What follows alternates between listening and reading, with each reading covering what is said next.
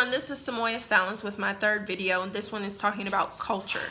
The first question that was posed to us is, what is culture? And so from ASCD's website, I got their quote that says, the sum of the values, safety practices, organizational structure of a school that causes it to function and react in particular ways. I had a person who I knew, they weren't a person who frequented our school very often, come to visit my class, and I asked them, how do you feel when you walked into the school? And they started describing what they felt and what they experienced, that the kids were greeting them when they came in the door. They didn't even know who she was. She didn't hear yelling from the teachers.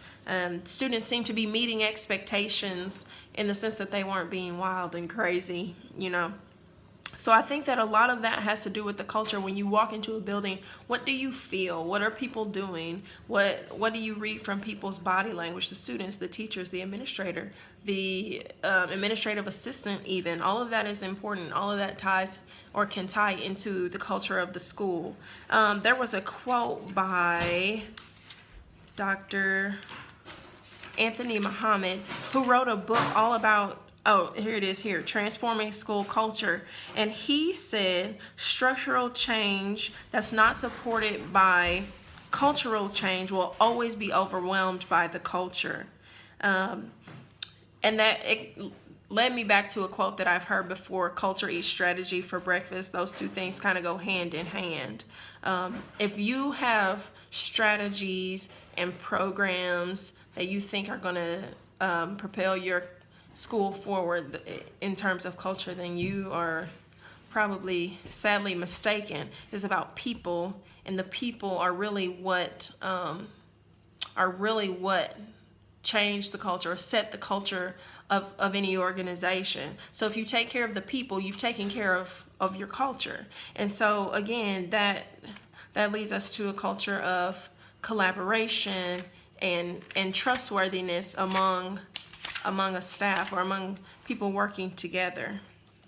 And then the third question is, how does culture affect change? And I think I've kind of hit on that already, where I believe culture affects change in a really significant way.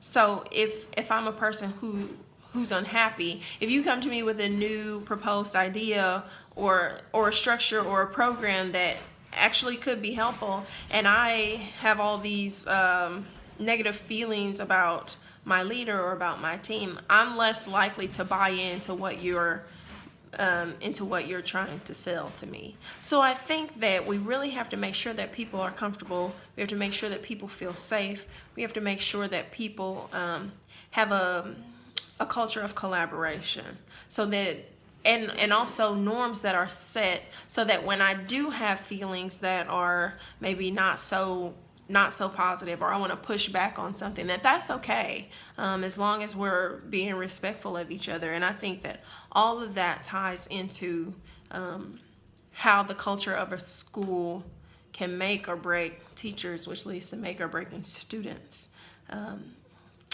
then that plays into the education of our students. Are we setting them up for a bright future the way that we're supposed to be?